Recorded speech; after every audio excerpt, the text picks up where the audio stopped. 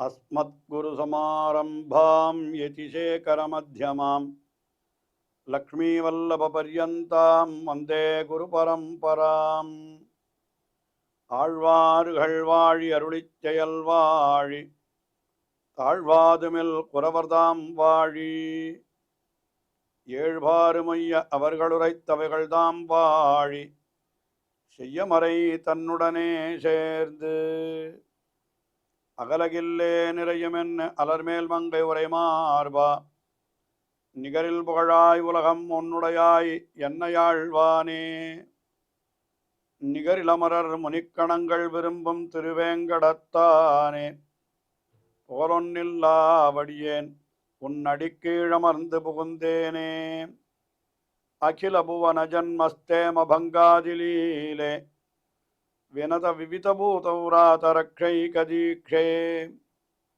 ஸ்ருதிஜரசி விதீப்தே பிரம்மணி ஸ்ரீனிவாசே பவது மம பரஸ்மின் ஷேமுழி பக்திரூபா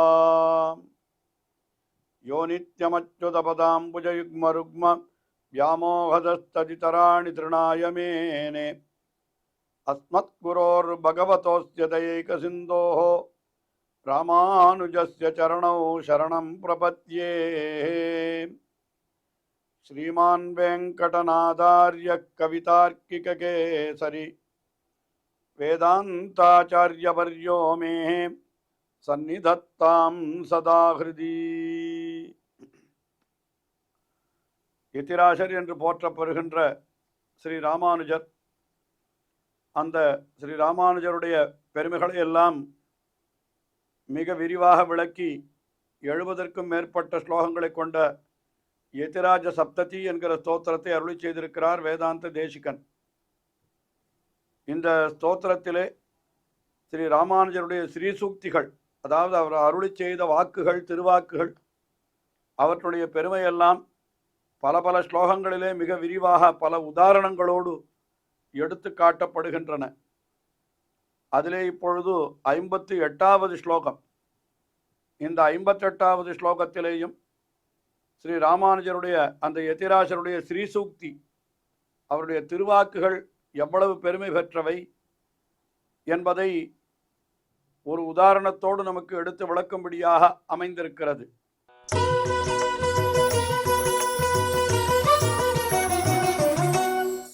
சுதாசாரம் ஸ்ரீமத் யதிவர புவஹ ஸ்ரோத்ரகுஹரே நிஷிஞ்சந்தி ஞஞ்சன்னிகமகரிமாணः பணிதயः யதா ஸ்வாதாபியாச பிரஜய மகிமோல்லாசிததியாம் சதா ஸ்வாத்யம் காலே ததமிருதமனந்தம் சுமனசாம். ஸ்ரீமத் யதிவர புவஹா என்று சொல்லுகிறார். எம்பெருமானாரை சொல்லுகிற பொழுது, ஸ்ரீமா ராமானுஜரை சொல்லுகிற பொழுது ஸ்ரீமத் யதிவரஹா. ஸ்ரீமத் யதிவரஹா என்னால் அந்த ஸ்ரீயை உடையவரான யதிராஜர் ஸ்ரீ ராமானுஜர் என்பது பொருள். இந்த ஸ்ரீமத் என்று சொன்னதனுடைய ஒரு முக்கியமான விஷயம் என்னவென்னால், உண்மையான செல்வம். ஸ்ரீமத் என்றால் செல்வம் உடையவன், திரு உடையவன் என்பதுதான் பொருள்.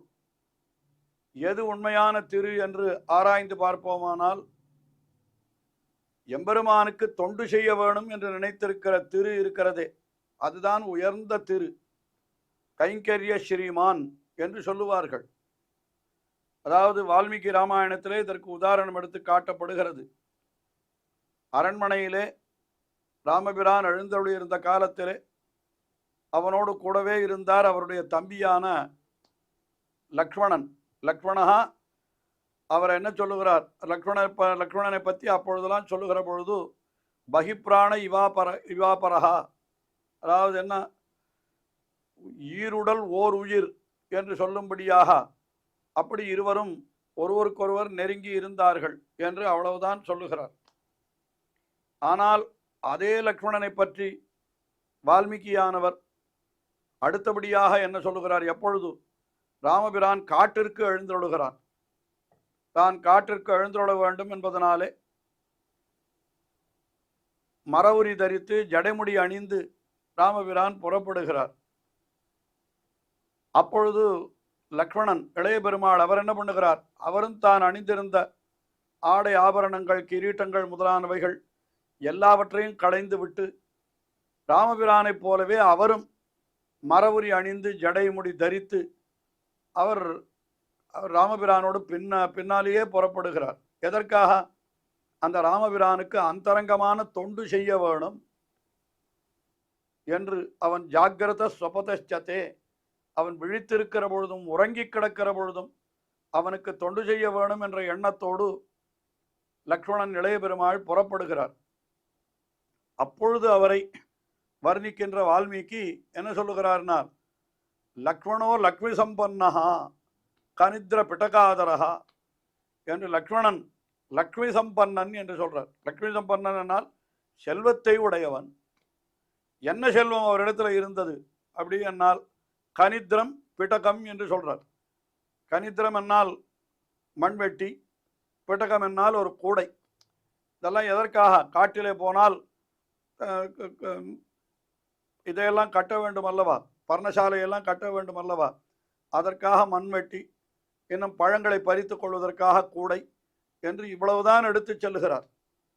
ஆனால் அவரை போய் லக்ஷ்மி சம்பன்னகா செல்வம் புடைத்தவன் சொன்னார். அவன் முன்பே அவன் ஆடை ஆபரணங்களை அணிந்து, பட்டாடை அணிந்து, நல்ல தங்க ஆபரணங்களை அணிந்து, நல்ல கிரீட்டங்களை அணிந்திருக்கிற காலத்தில் அவனை லக்ஷ்மி சம்பன்னகா செல்வம் படைத்தவன் என்று சொல்லாத வால்மீகியானவர் அவன் ஒன்றுமில்லாமல் ராமபிரானோடு பின்னால் செல்லுகிற பொழுது அவனை செல்வம் படைத்தவன் சொன்னார்.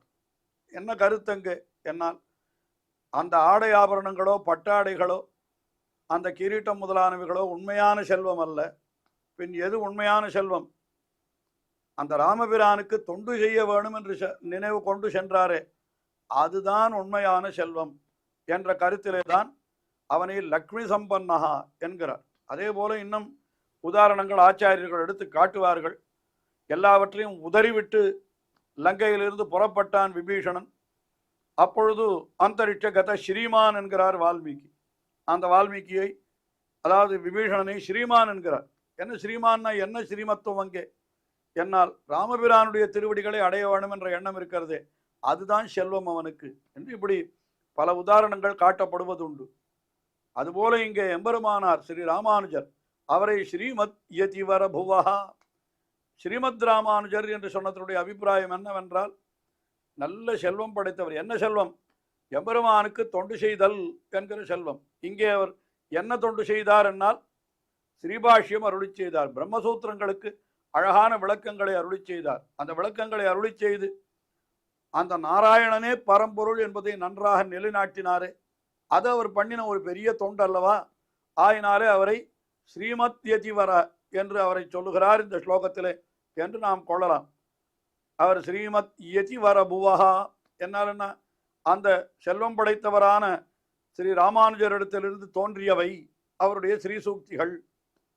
அந்த ஸ்ரீசூக்திகள் எப்படிப்பட்டது என்னால் ஸ்ரோத்ரகுர்கே சுதாசாரம் நிஷிஞ்சத்து, நம்முடைய செவிகளாகிற அந்த பள்ளங்களிலே என்ன பண்ணித்து நல்ல வேதங்களினுடைய அந்த அமுத வெள்ளத்தை நிறைத்ததுன்றார். அது சுதாசாரம். எது என்ன அது சுதாசாரம் என்னால், சுதா என்னால் அதாவது அமிர்தத்தினுடைய சாரம் என்று சொல்லுகிறார். அமுதில் வரும் பெண்ணமுது என்றார் போல இங்கே அவர் கொடுத்த அந்த வார்த்தை அமிர்தத்தினுடைய சாரம் அது என்றார். என்ன அமிர்தம் என்னால் சொல்றான், நிகமகரிமான பணித்தையா நிகமகரிமானஹா என்று சொல்லுகிறார். வேதங்களினுடைய பெருமையை உடையவைகளான அந்த ஸ்ரீசூக்திகள், அதாவது வேதங்களினுடைய அடிப்படையிலே அவர் அருளி செய்தார்.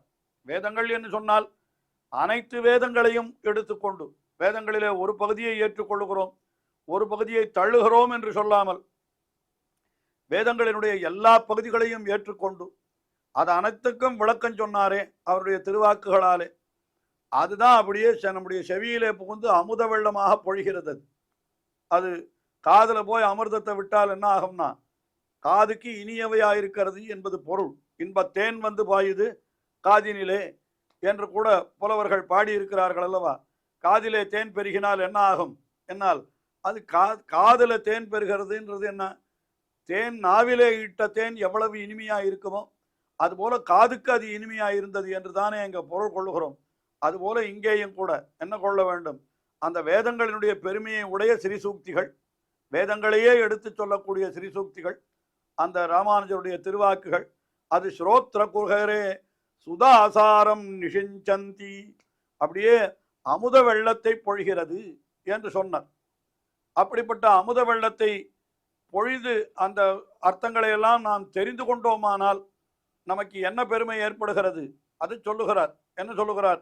யதாஸ்வாத அபியாச, அது அதாவது அந்த ஆஸ்வாதம், அவற்றை அனுபவித்தால், அந்த ஸ்ரீ ராமானுஜருடைய ஸ்ரீசூக்திகளை நன்றாக பருகினால், அதாவது நன்றாக அனுபவித்தால், அதுக்கு மேல அபியாசம், அபியாச பிரச்சய, அபியாசத்தினுடைய நிறைய மிகுதி, நன்றாக அபியாசம் பண்ணினால் அப்பொழுது என்ன ஆகிறது? மகிமோல்லாசித்த தியாம், அதாவது பெருமையாலும் நன்றாக உல்லாசித்த தியம், நன்றாக மலர பெற்ற அறிவை உடையவர்களாய் இருக்கிறார்கள். யார் என்னால் சுமனசாம், நல்ல அதாவது அறிவை உடைய தேவர்கள், அதாவது வித்வான்கள். இந்த சுமனசாம் என்கிறது தேவர்களையும் சொல்லும், அது வித்வான்களையும் சொல்லும். தேவர்கள் என்று சொன்னால் அவர்களுக்கு வெறும் அந்த அமிர்தத்தை பருகுவதனாலே ஏற்படுகிற இனிமை மட்டும்தான். ஆனால் வித்வான்களுக்கு, அதாவது அவர்கள் வாயாலே பருகுகிறார்கள் அந்த அமுதத்தை. இது இந்த ஸ்லோகத்தில் கொஞ்சம் ஸ்லேஷம் போல அமைத்திருக்கிறார்.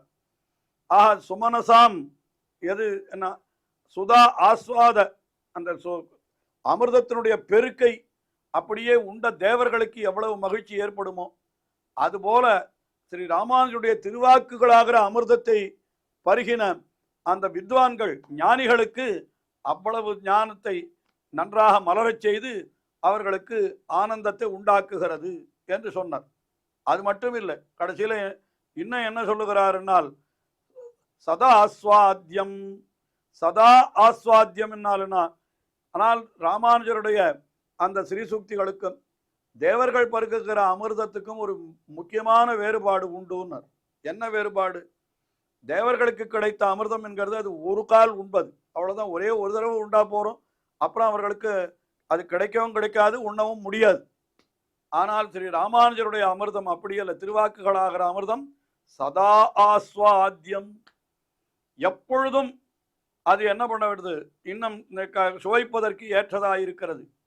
தொடர்ந்து சுவைத்து கொண்டே இருக்கலாம். ஸ்ரீ ராமானுஜருடைய திருவாக்குகளை மறுபடியும் மறுபடியும் மறுபடியும் நாம் பருகிக்கொண்டே இருக்கலாம். அந்த திருவாக்குகளை வாசித்து வாசித்து ஆனந்தத்தை அடைந்து கொண்டே இருக்கலாம். ஆனால் தேவர்களுக்கு கிடைத்த அமிர்தம் அப்படி அல்ல. ஒரு கால் உண்டால் அதோடு முடிந்து விட்டது அவர்களுக்கு. ஆனால் நமக்கு அப்படி அல்ல, இன்னும் விசேஷம். அதற்கு மேலே இன்னொரு விசேஷமும் சொல்லுகிறார். என்ன? காலே தது அமிர்தம் அனந்தம், அது என்ன பண்ணுகிறது? தது அமிர்தம் அனந்தம், அது எப்பொழுதும் முடியாததாய் இருக்கிறது. அந்த அமிர்தம், தேவர்களுடைய அமிர்தம் முடிந்துவிடும், ஆனால் இது முடியாததாய் இருக்கிறது என்று அதை சொன்னார். அதுக்கு மேலே இன்னொரு விசேஷம் என்ன? அது காலே சதா ஆஸ்வாத்தியம், தகுந்த காலத்திலே, நாம் பரமபதத்திற்கு போய் பகவானை அனுபவிக்கிற காலத்திலே அது என்ன பண்ணும்?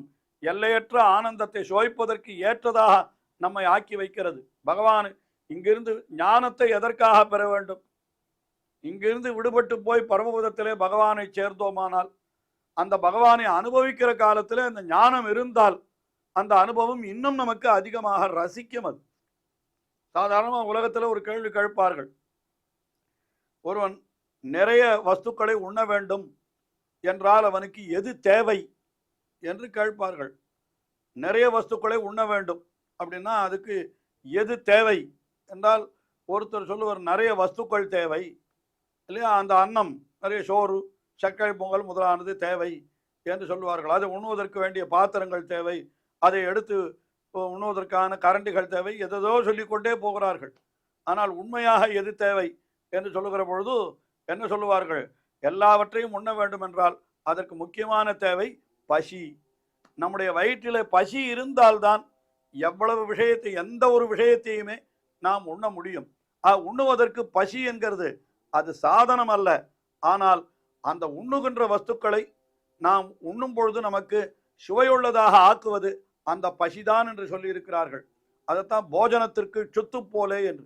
அதுபோல எம்பெருமானை அனுபவிக்கிற பொழுது அந்த அனுபவம் நமக்கு தரிக்க வேணுமானால் அதற்கு நமக்கு அந்த ஆர்வம், துடிப்பு இருக்க வேண்டும்.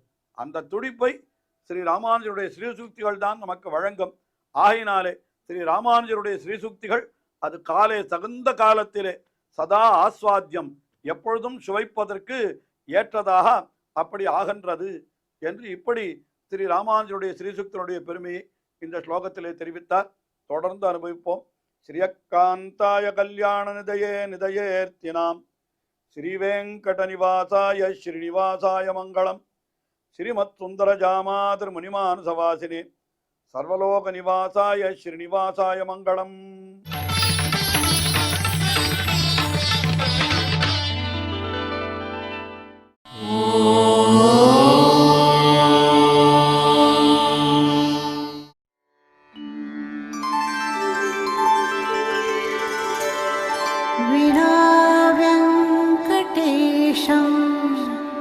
ननाथो ननाथः सदा वेङ्कटेशं स्मरामि स्मरामि.